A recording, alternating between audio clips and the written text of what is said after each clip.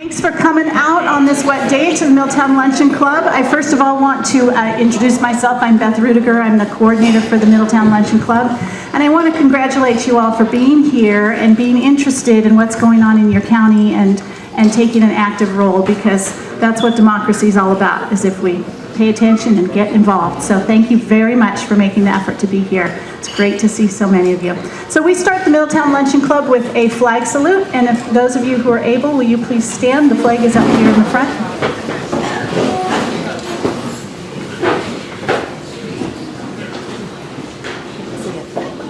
A couple more, hang on. I pledge allegiance to the flag of the United States of America and to the republic for which it stands, one nation, under God, indivisible, with liberty and justice for all. Now before you sit down, see, I have to be really quick there. That's where my jazzercise instincts come in. If this is your very first Middletown Luncheon Club, please remain standing. Everybody else can sit down. If it's your very first one, stay standing, please. We have a little initiation ceremony for you. You're not hiding from being. Okay, good. And you, sir, your name? Ray. And where from? Ray Tuscan. Where are you from, Ray? You live up on Cobb. Welcome. Stay standing. Thank you. And? My name is Margaret Lewis, and I live in Loch Lomond. Margaret Lewis from Loch Lomond, will you please raise your right hands? I had to figure that one out, which one was my right. And repeat after me. I am very glad to be here.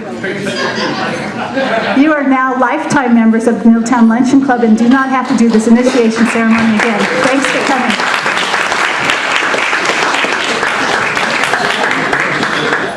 So we're going to get started today because we have not one, but two district supervisors, which I'm really thrilled about. And they've got a lot to tell us about what's going on in the county, what's happening with the fire recovery, what's happening with marijuana cultivation, and what's happening going forward. So I am, oh, actually, one more thing, I always forget. Are there any announcements? This is also a time for community announcements before we get started. Does anybody have things going on? No Rotary Club members here? Okay, well, I'll say for the Rotary Club that on the 28th, they're doing a gala. It's not a crab feed anymore, it's prime rib. And you can get tickets at Kuntz Designs and at someplace else. But you know what? I bet there's a flyer up here somewhere.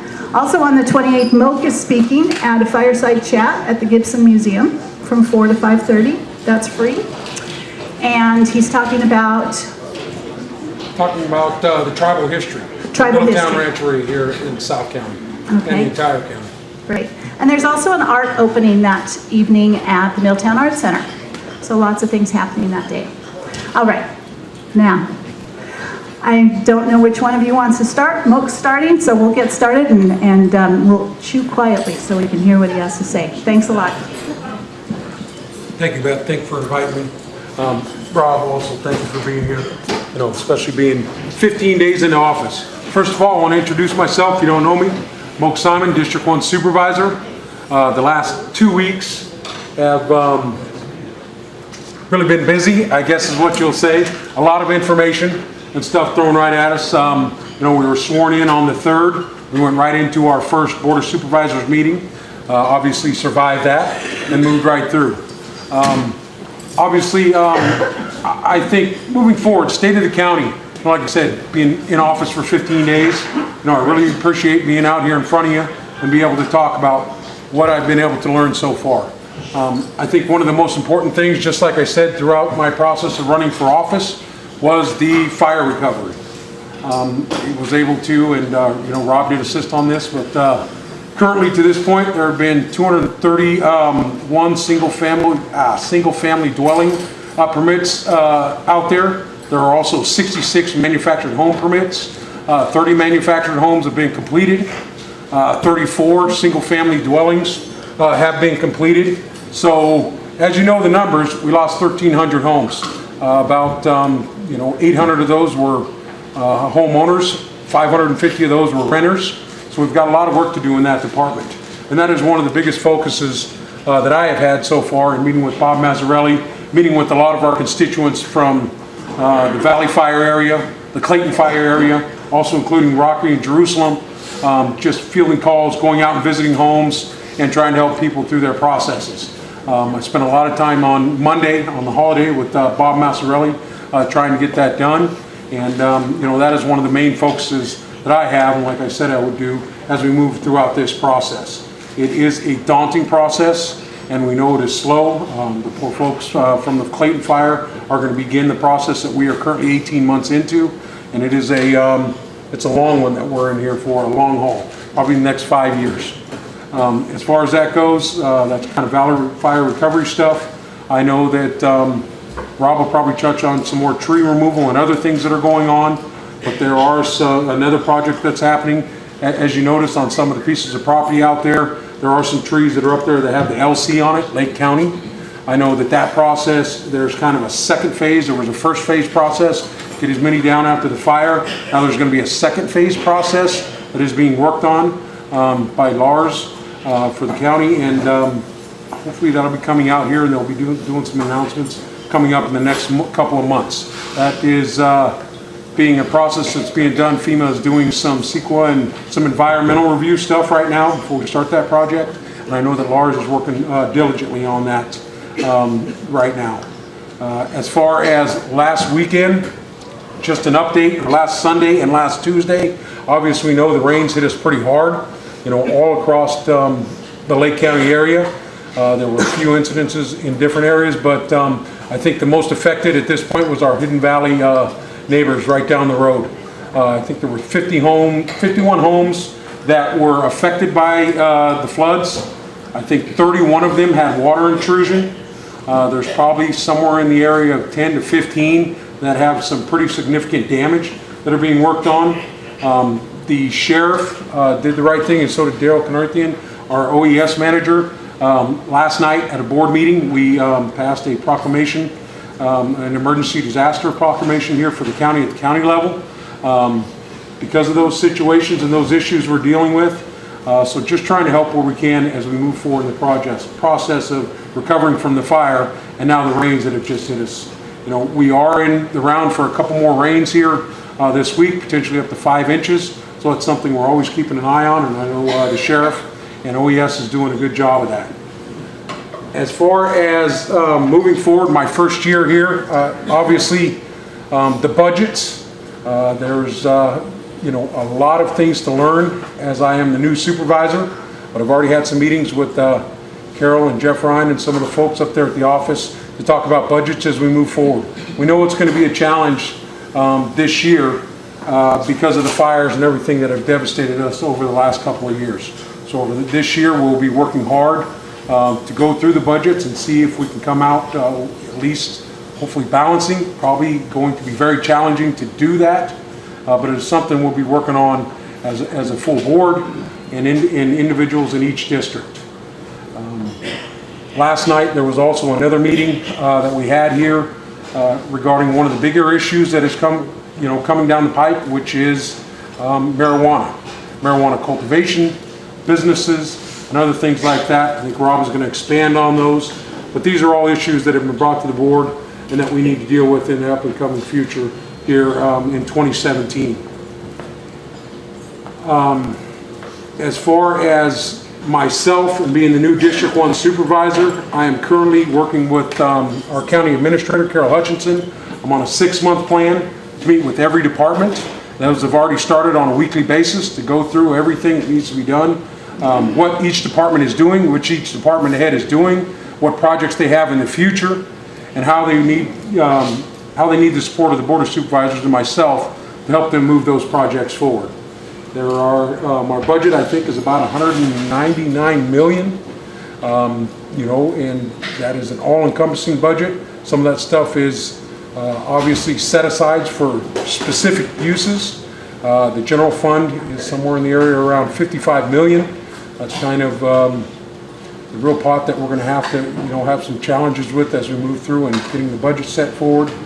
And right there, I think at this point is the knowledge and the information that I have. I would like to talk about something I talked about during our me running for office. I'm working on getting office hours set up down here on Fridays. I'm hoping to do them right across at the Gibson Museum from 8 to 11 to be out here in the public as much as possible. Current schedule is Monday and Tuesdays up at the courthouse, going through everything, doing my meetings with each department head, and then being available the rest of the week down here in my district. I have already have some knowledge of a lot of the departments, obviously have a little more just in working with the Sheriff Department, special districts, you know, and those types of things that are really hands-on, and making sure that I get everything scheduled and move forward as a new supervisor. You know, State of the County address after being in office for 15 days, I would say is a challenge. You know, like once again, I greatly appreciate Rob coming out here to help me with this. Obviously next year I will have a lot more information as, you know, a one-year alumni of the Board of Supervisors. And you know, I just want to thank you for putting me into office. I'm working diligently. I just came from another meeting. That's why I apologize.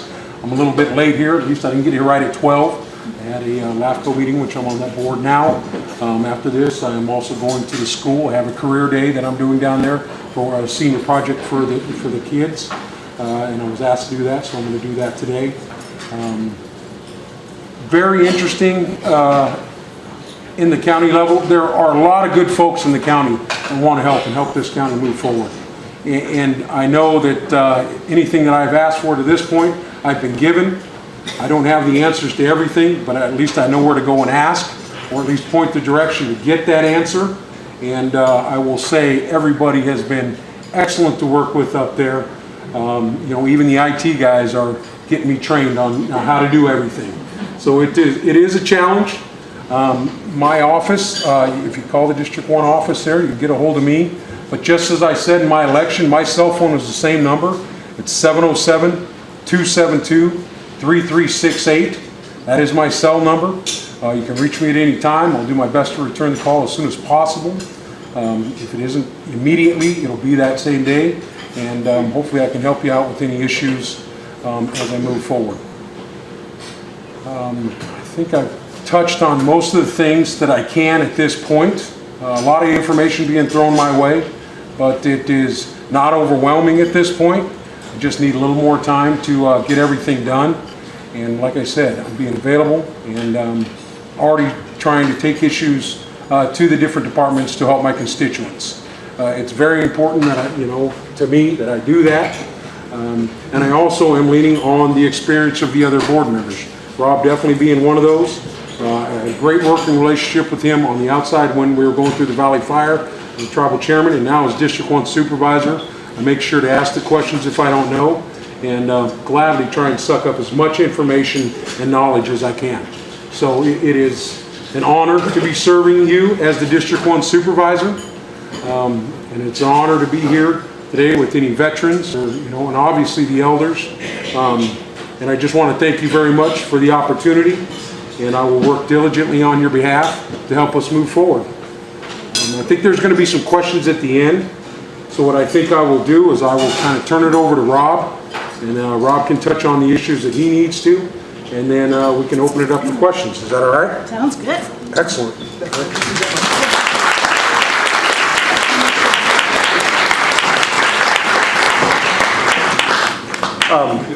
So thank you, Mo.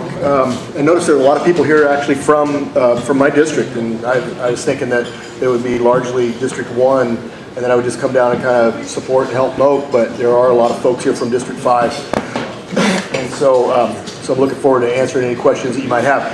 When I was first elected 16 plus years ago, I was given 2 phone calls early the next morning after the results came out. One of them was from Ed Roby and the other was from Jeff Smith.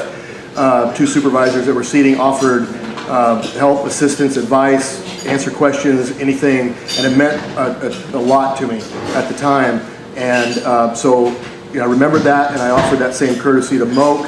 And Moak undersells himself tremendously by saying he's filled with all these challenges. So far, I've not seen anything that he's been challenged by. It's been fairly seamless for him to take this position. We talk regularly, but when the question time comes up, I told him that's when you're going to say, "Oh shoot, I know that. I know the answer to that." So, and he does. He's been very. He's worked for a long time prior to being elected and prior to taking office, that in real life situations, including the Valley Fire, to address a lot of this stuff. So I think you guys are represented very, very well. A couple of things that I want to talk about, programs that are coming up, are the Cal Home program that recently was awarded to Hammers for Hope, and I'm involved in that committee, and as well as Habitat for Humanity. And we're having a meeting here at the Middletown High School, the middle school, on the 16th, February 16th at 6 o'clock will be the time for that, and we're going to give out information. Basically, that program is a first-time homebuyer program, as well as what they call rehab, but it's essentially rebuild, because most of the homes that were destroyed in the Valley Fire and Clayton Fire were destroyed, and so there's no rebuild, there's no rehab, there's just rebuild. And so that'll be a program that's offering very affordable loans, very flexible terms, and hopefully folks will take advantage of that. There was $7.2 million allocated for that, and that's going to go a long way. That's $60,000 per applicant up to, and a third of those can actually be up to $80,000. So there's some good opportunities there for a real flexible loan opportunity for folks to get rebuilt that didn't have insurance or for whatever reason can use that. So get that word out, and as Mo gave his phone number, I'll give mine as well. Rob, where was the location of that? The location is the Middletown Middle School. Yeah. It's at 6 o'clock on February 16th. And that's being hosted by Senator McGuire at this point, and co-hosted by HCD and Hammers for Hope and Habitat for Humanity. And we've been meeting with them on a regular basis, and we actually met here last Friday to go over some details on that, and that'll roll out at that time. And we'll have relevant staff there to talk about different aspects of the rebuild, so hopefully we'll be able to answer a lot of the questions that are there. As Moak mentioned, the recent storms have provided us with another opportunity to do what we can to help people.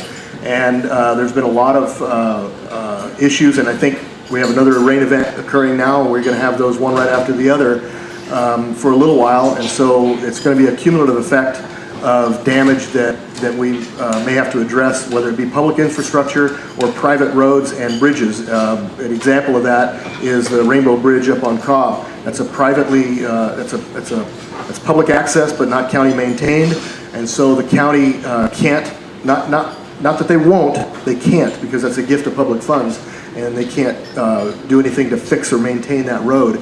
However, there may be some programs out there available that could help. One of the things that I'm trying to tie it to, as well as some of the other roads up there and down here, is the fact that the bridges and that were used heavily by the cleanup crews, the trucks and that, and we're hoping to make a nexus to that, to where we can get some funds to fix those and maybe make them better than they were.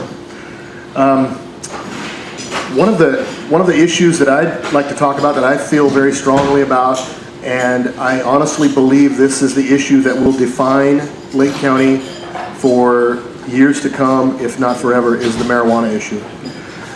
Whether you're for it, whether you're against it, pay very close attention to what happens here, because what we saw last night, and what we'll continue to see, and again, I've been living this for years, so I really feel like I understand the severity of this issue, but we have a lot of people from out of county dictating what the future of Lake County is going to be, and that concerns me. They're in it for the profit. They don't care about your kids, your grandkids, your property values, your businesses. They don't care about that. Granted, there are some legitimate businesses that will benefit from it, but I think it has to be closely guarded and carefully laid out, and not open the doors, fly the doors open, with the idea in mind that all of a sudden we're going to pave our streets in gold, because that's just not going to happen. Personally, I'm going to recommend to the board, when the time comes, that I have the right to do this, to make District 5 an exclusionary area where any commercial operations, whether it be cultivation or dispensaries or nurseries or any other operation, be excluded from District 5. I think it'd be a good opportunity to see whether or not it's something that benefits the county either way, and we can be able to identify if one district is doing well with other businesses moving in, people coming to the schools, people want to raise their families in an area where there's no marijuana cultivation or commercial operations or not. And that's one of the things that I'm going to be pushing for. But whether you're for it, whether you're against it, stay actively involved in this, because this is going to be the issue of our future. And I feel very strongly about that. That being said, there are a lot of issues, but I don't want to talk about issues that you don't feel are important. So I think Moke and I would, depending upon how your format is, but I think we'd like to take questions. If you have questions, I'd like to address those rather than talk about something that may not be as important to you. And if you could ask who the question is for, whether Moke or myself, we can trade off the mic here. Yes, ma'am. I'm sorry. I'm not sure who it's for, but the FEMA trailers that are here in county, they have a deadline that's coming up. Yeah. And there isn't housing that matches the deadline. Is there anything being done about Yes, there is. The question, yes, I will. The question is, there are FEMA houses available, and originally when those FEMA trailers came in, they were here for an understanding of 3 years. Well, believe it or not, we're almost halfway through that, and so it puts people under a level of stress that I think is not fair to them after everything that everybody's gone through, to now all of a sudden consider that now we've got to get rid of our FEMA trailer even though we don't have another option. We are working actively with Cal OES, and they do offer extensions on that. I haven't gotten the official word that there's an extension, but I feel very confident that we're going to be able to get those. So, did you have a follow-up to that? Yeah. You just landed in a FEMA trailer and you told that the deadline is March. Which is crazy. The deadline is March? Yeah. 16. Okay, well, yeah, they,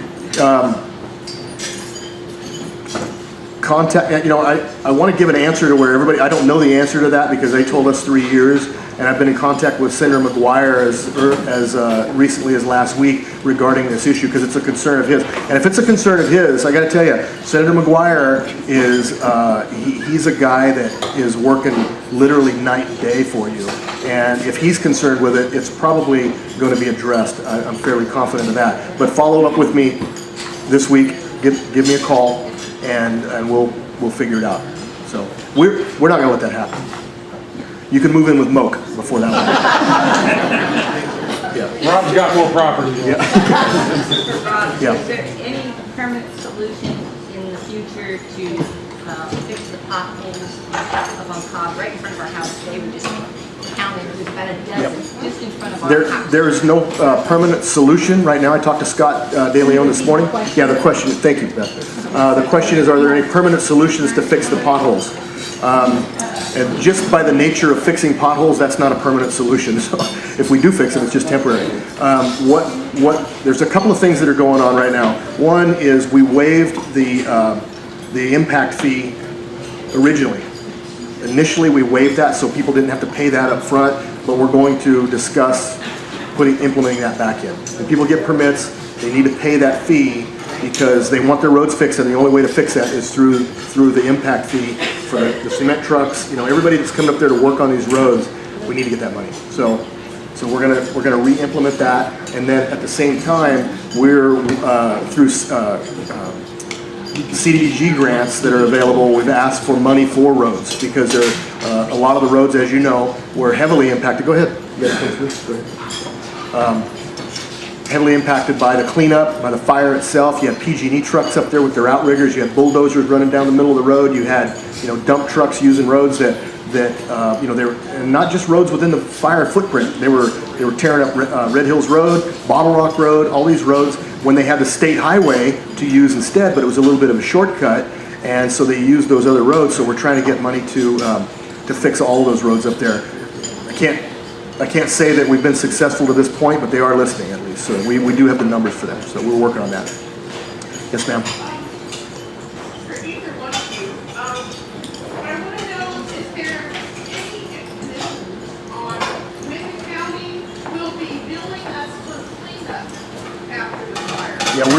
Carol's office staff is working on that right now. Yeah, thank you. I feel like I'm getting my jazzercise here. Billing for the cleanup. They're working on a program for that right now, and they should have that ready by the end of the month. Any questions? Any other questions? Yes. Can you talk about the trees and what's being done? Yeah. Which Status? can you be a little more specific? Well, cutting down the trees and then what to do when there are trees that are about to come down. What's Okay. the status? The tree, as Moke mentioned earlier, the trees that are on private property but that are potentially hazardous to the county right away are being addressed. FEMA's out there right now. They're doing cultural and environmental evaluations that they've already done, but they're doing it again, and hopefully they'll give us the funding to execute the contract that we've already approved, but we stopped it until we have the funding, and that'll come in.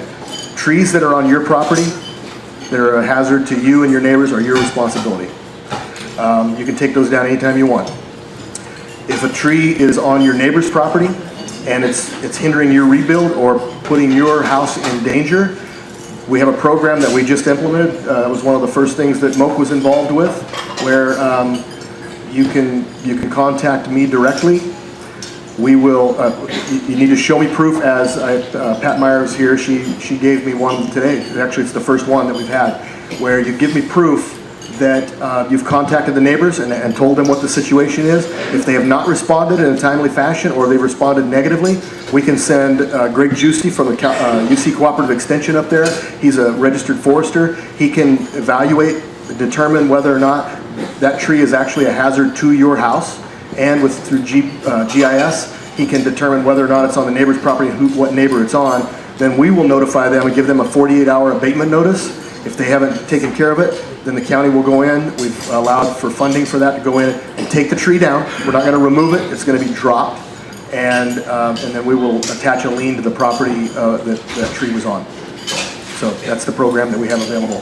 As it is right now, permits will not be issued unless you can confirm. All you got to do, there's a form, sign this thing, I'm not worried about any trees, then you just move on through the process. If you are worried about the trees, you have about 4 weeks is what it's taken for a permit. You have 4 weeks to deal with it with your neighbor, and then that's, basically now that we're on notice and there are all these issues have come up with trees, we can't knowingly put people in harm's way, so it needs to be dealt with before you can get a building permit. Bill. Speaking of trees, still a lot of dead trees standing in the creeks. In the creeks? Yeah. Yeah. Is there any intention to move forward with getting more of those out?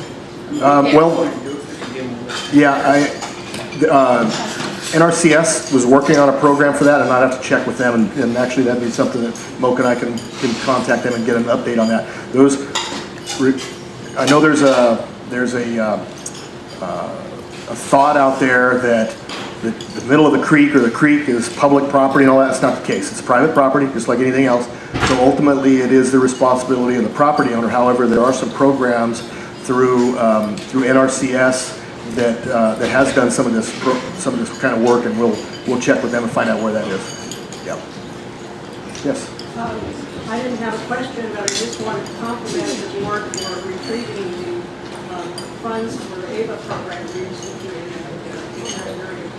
Yeah. The AVA program that she's talking about is abandoned vehicle abatement. And so we have over $300,000 in that program, and we're going to be working diligently working with the City of Clear Lake and City of Lakeport and throughout the county to start working towards abating those abandoned vehicles again. CHP is working with us on that as well. Yeah. Yeah. This question is actually for both. Could you give us an update on the status of the Dollar General project? As far as I know, it's on the agenda tomorrow for the Planning Commission. It is on the agenda tomorrow. Is it 26th? I thought it was tomorrow. Bob said it was Thursday. He didn't tell you which one? I guess not. He didn't tell me which one. I want to make sure. That's right. I'll So I make just sure met with too, him because, yesterday. yeah. So I thought I he said will it was make being sure. heard this Thursday. All But right. it could be the 26th next week. So I'll be back on the planning commission agenda. And I know that, you know, the last thing was they were supposed to make some redesign adjustments and other things. And that's what we'll see if they have gotten done as they move forward with that project. That's where we are with the Dollar General. That's kind of a follow-up. Yeah. Could you talk about how you perceive your relationship to be with the Middletown area town hall? How I perceive my relationship to be with the Middletown Area Town Hall? I think it's a good relationship, absolutely. Attend the meetings. I think what they're asking to do now is to potentially have me there biannually or quarterly to come in and report on things that are happening in our area. I know that hasn't been done for a while, but that I saw that email and request go through. I have no problem with that. I think the town hall is a very valuable organization. I think some new officers were just set in place. They're sitting in this room right now. I know that Claude is the new chair, and we have the secretary over there, and you know, vice chair. This one, Bill Darms, right here. You know, so and also. Lisa Kaplan is now a new member on the board. The Mac Center, the arts. So that is very good. But my relationship, I think, you know, is very good. And I will be there reporting. I'll be at every meeting that I can unless something else is coming up. One big thing that I did forget to mention, on February 11th, as we know, our neighbors in Anderson Springs, sewer project is a big thing. On February 11th, there is a meeting at the Middletown High School for the Anderson Springs community. It's going to be a very important meeting. Jan Coppinger will be there basically to go through the project as it's laid out. You know, obviously down the road a decision needs to be made. I know that the funding has been acquired, and that will all be laid out to that community. That's going to be very important for them to rebuild, and so that will be on February 11th at 1 o'clock at the Middletown High School. And I know those letters have gone out.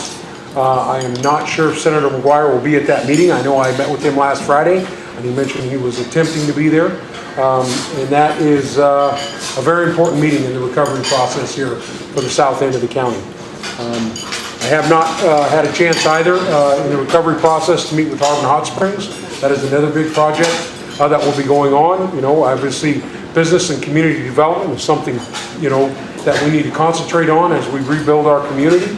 And I will be attempting to contact them and sit down and talk to them on their projects and what they have moving forward here in our area. They had a lot of employees, a lot of tourism that came through there, and they're a very important part of the community as we rebuild. There are some other local issues coming up.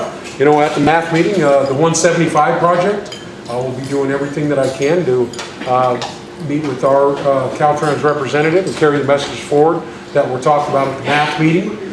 Rob will be sending me some contact information so I can meet with those folks and at least be the voice of the people as we move forward on that project, and that is a big one. Maybe you can tell people a little bit about that project. They're widening the 175. It's a widening project all the way down. They're calling it a safety project, basically from the Dry Creek Bridge all the way to Peter Creek Bridge, which is right Davies Dam, if you all know. So as soon as you get outside of town by the fireplace, they're going to be widening that over. There is a plan at the Middletown Area Town Hall. There was a drawing. There was a meeting too, I think, in December down at the school there with Caltrans to talk about that project. I think one of the most important things there that were brought up by the constituents along 175 was a lot of trees were going to be removed, the ones that were left standing. So I think that's a big issue we need to talk with Caltrans on and the concerns on that. There aren't a lot of trees down that corridor, as you know. Driving past the park out there is, you know, disheartening. Every time you go by that during the daylight, you know everything is gone, everything's on the ground. So those are projects that I'll be meeting with Caltrans on as it moves forward. There are some other small projects that'll be happening also. There's a gentleman trying to do a bocce ball court out at the park out there is where it's recommended at this point. I know other options are going to be looked at. That's something I'd like to talk to the senior center about. Potentially, you know, if there's an interest of having a bocce ball court maybe on the back side of the building over here. I don't know, but there are all kinds of ideas. I think it's a great community development and exercise thing that can be done. So those are ideas that are out there right now. So I just want to report on those. Any other questions? All right, I'll go Linda. Go ahead, Linda. My question is getting the word out that the county can help people with FEMA trailer issues. I met with a friend of mine yesterday. Yes. They have 2 FEMA trailers, one for their kids and one for them, and they were given a deadline. So they used their money for their house to buy fifth wheels because they were told they had to get out. People don't know that the county can help them. Well, okay. I don't want to give you the wrong impression. We're trying to help you. So I don't want to tell people, yeah, we can help you, we can solve this. Until we can. Okay. Okay, we're working on it. We're working on it with McGuire's office. Hopefully we'll know something, in the next week or so. But yeah, until we can help them, I don't want to. Okay. I misunderstood. And I think that was the message. The question is being asked. We understand there's been a deadline given. FEMA makes the ultimate decision on that, though. Okay. Those are their facilities. So hopefully it'll be a positive answer. But all we can do is ask. Fletcher. You mentioned trees in the creek. Yeah. Now that we've gone through a couple storms, we discovered that there are trees now that are about to go down, and may go down before the rains are over. Do we need permission from the county, fishing game, whoever, to cut those trees down and pull them out before they go across the trees? I don't know for sure. That's a question we'll have to check with lake bed management, water resources, but it's my understanding, and there may be somebody in this room that's got more information on that, and I'd be happy to hear it, but it's my understanding that if the tree has fallen or is going to fall, you can cut it down. They just don't want you to take the roots out, take the stumps out, alter the stream bed, anything like that. So as far as cutting the tree down, I don't think there's a problem with that. If there is a problem with it, I didn't do that.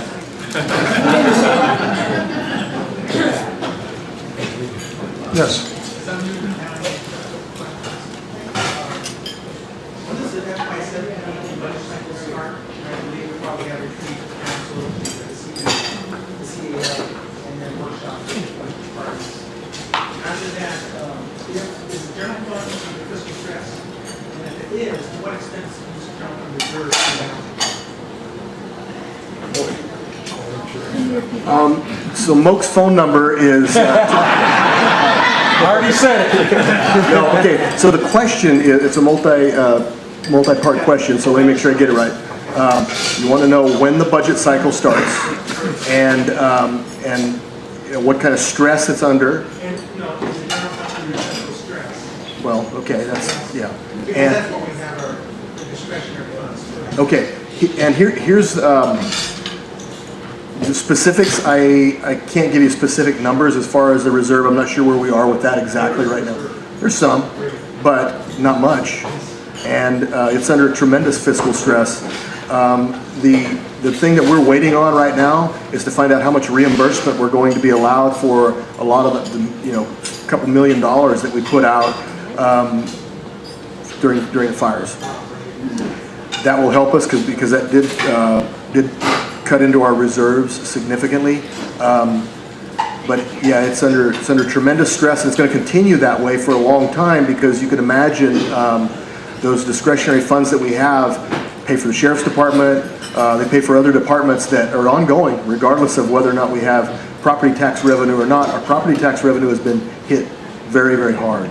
And so yeah, that number is going to, as far as the income, it's going to come down while the cost is going to go up. We're not going to lay deputies off to offset it. So we've got to figure out some way to make sure that we make that work. As far as when the budget cycle starts, it starts literally the day after the last budget was adopted.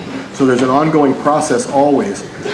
The budget, preliminary budget, draft budget will come up in May, and we'll talk about that in May. We do that every year, and then it'll move on into the budget cycle, which will be approved in around August, September each year, and that's after the state budget. We have a trip.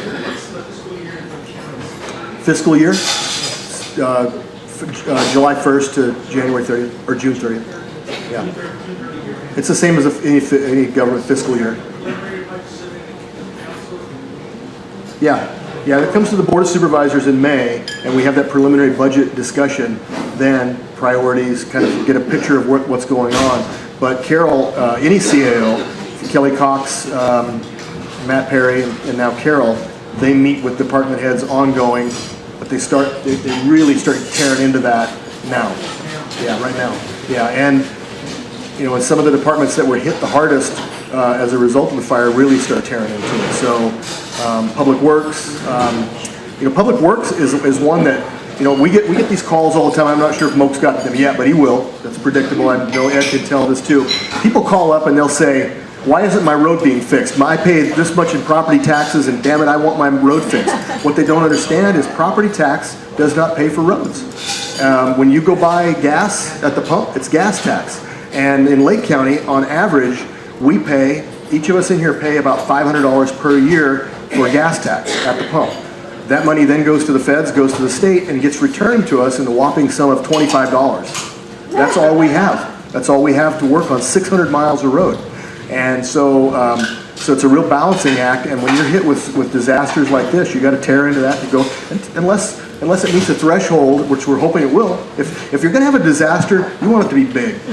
Because, unfortunately, and I'm not even joking about that, the good news was, up here, if there was any good news, is that we met a threshold, good and bad news, met a threshold to get FEMA. Down there in Lower Lake, those folks said, yeah, sorry, can't come. So that happens, and it's all relative. The person who lost his home in Lower Lake is no less struck than a person who lost their home in the Valley Fire. So comparatively, they really got the short end of the deal. So we're hoping that we meet a threshold during a disaster, flood, rain event, or whatever, so that we can get that funding, because it's really the only opportunity we have to fix things the way it should be. Yep. Well, unfortunately, I'm not sure if we can money in thin air.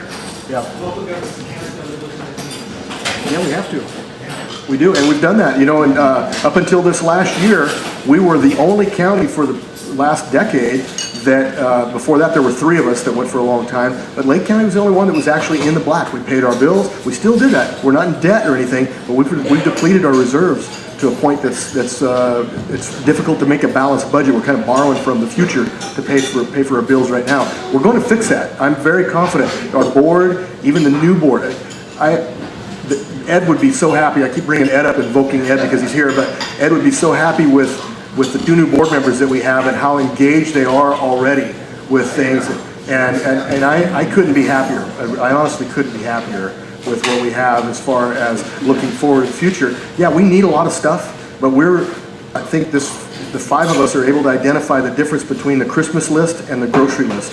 One of them is necessary, one of them is not. So, yeah. Can you speak about Clear Lake and what the board is thinking of along the line? The lake itself? Well, we just hired a water resources manager, and so we're giving him the time necessary to evaluate it. I have my own personal thoughts about it, and it's one of those things where dumping more money into it does not solve the problem. Maybe there's not a problem there that's perceived. Maybe it's the lake. Maybe it's a eutrophic lake that is going to have the issues that it has.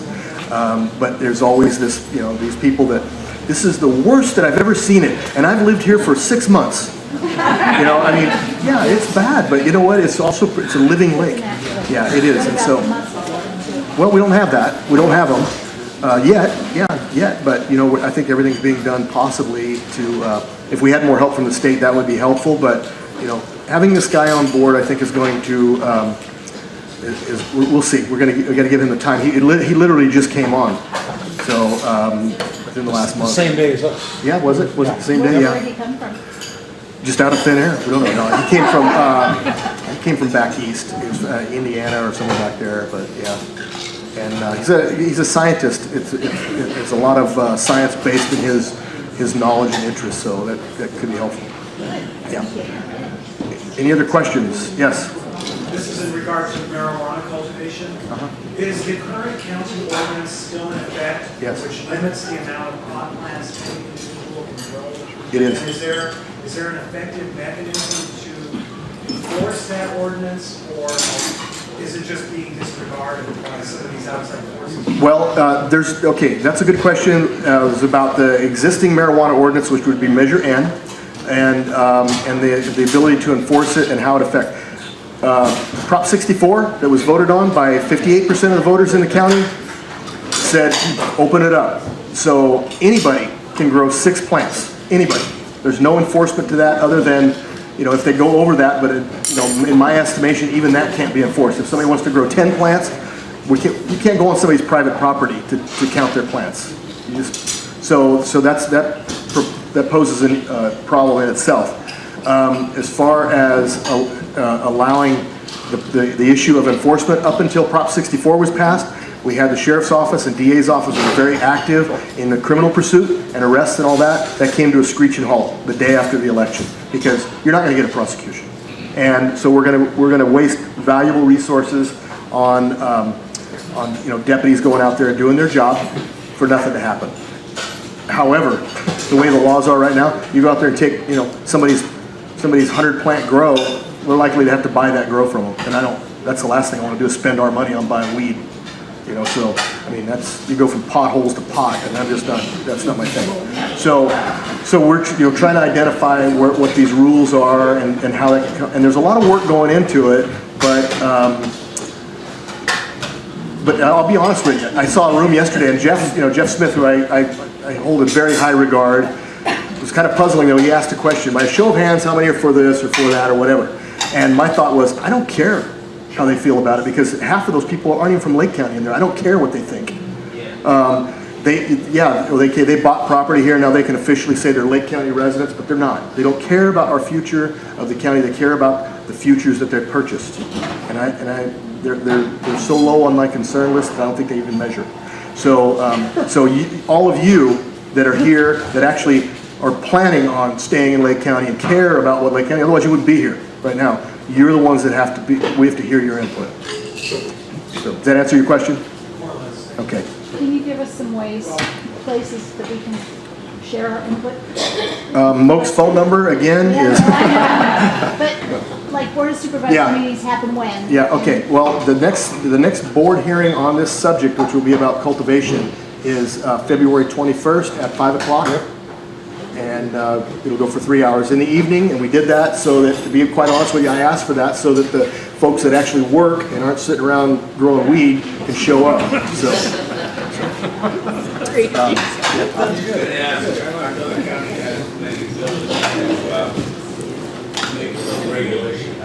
I'm sorry, I Fletcher, I can't hear you. The county has the ability to set zoning regulations where growth can happen. Right. Correct. That's being worked on now. When do they expect that to be completed? I got the impression last night, Mocha brought it, that it's not happening soon enough because they don't want to miss the grow season and have these poor people waiting another year. So they really want it to happen right away, but August is what they're shooting for as far as the timeline goes. But I'm not in favor of commercial grows at all. If somebody wants to smoke weed, they can smoke their brains out for all I care. I really don't care. I'm a coach. I have kids. I have grandkids. Moak's exactly the same situation I am. We care about our kids and the effects of what this is doing. It's never about marijuana, in my opinion. I don't smoke it myself, although there are some that suggest that maybe I should. But I don't care about marijuana as much as I care about the culture. The people that have come into this county that I've witnessed come in here and they take, and take. And they don't care about giving anything back. The only thing they don't take is a bath. And I'm telling you, I'm so tired of this culture coming in here and dictating what's going to happen in our future. I'm just fed up with them, and I'm not here for them. Will it be at the courthouse? Yes, in the board chambers. Yeah. Last night the meeting went really well. Jeff ran a very good meeting, but it was largely about commercial operations and dispensaries and that type of thing. And it was a good crowd, good conversation there. But the cultivation part of it, I think, is going to get a little different, a little bit dicey. I don't know if Mo's got anything to add to that. But. No, obviously very touchy subject all the way around with Prop 64 being brought in. It is a reality. It is here. If you sat in this room, I met with some of you. If you just go around during September, August, it is here. So we will see how it all plays out at the board level. And we'll do a diligent operation of trying to regulate it. I think regulating it as much as possible is very important, but it is here. You know, I think I bring a different type of view on this. I kind of went through this process when gaming was allowed for tribes. Believe me, the door wasn't open. We were not welcome with open arms, even in this county. There were a lot of negative things said, a lot of things done, but what we did do was say, give us the opportunity to prove to you what we can do. And you know that we have done that, especially for Middletown here. We've created over 330 jobs. We have, you know, made a legitimate business. We run a great operation, and we're proud to say that we were able to do that. So kind of look at it, you always need to you know, approach things with an open mind, because with Prop 64 passing and other things, it is here. Other counties are doing it, people are going there, so we're gonna have to address it. Just can't have a closed eye to it, and that's very important when we're going through this process. I think Bob Mazzarelli is working very hard on trying to figure this out, and it is a changing environment all the time, and things are coming up on a consistent basis. Yes?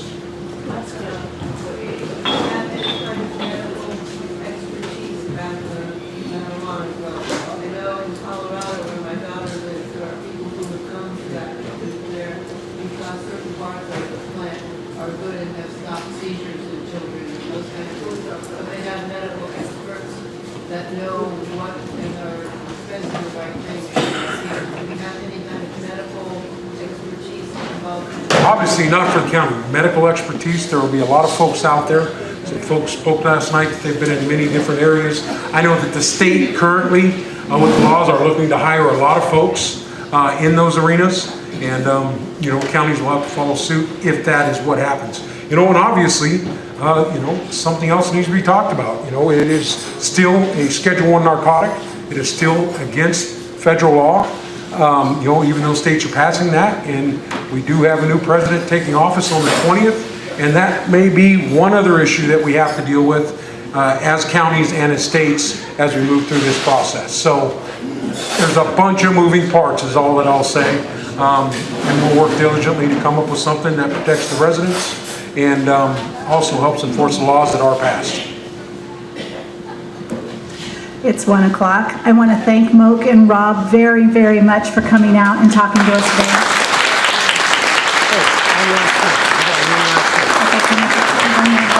While I've got your hands together, how about one for the kitchen for an excellent job? And thank you very much to the Senior Center for hosting us on the third Wednesday of every month. If you're not already on the Middletown Luncheon Club mailing list and you would like to be, you would get one announcement each month when that telling you who's speaking and reminding you to make a reservation. And Moke has one more thing to say, so if you'll hold on. This is a good thing. You know, as being a rookie in the campaign industry here, what I'd like to do is I'm closing out my account and stuff as far as my campaign, and what I'd like to do is do a donation to the Senior Center here, $4,965.15.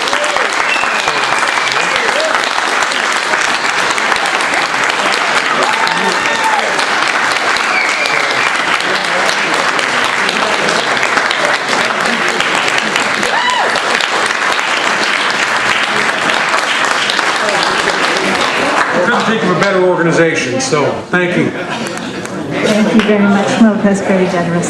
Thanks. Have a great day. Try and stay dry. Thank you very much for coming out. Come see me if you want to be on the email list.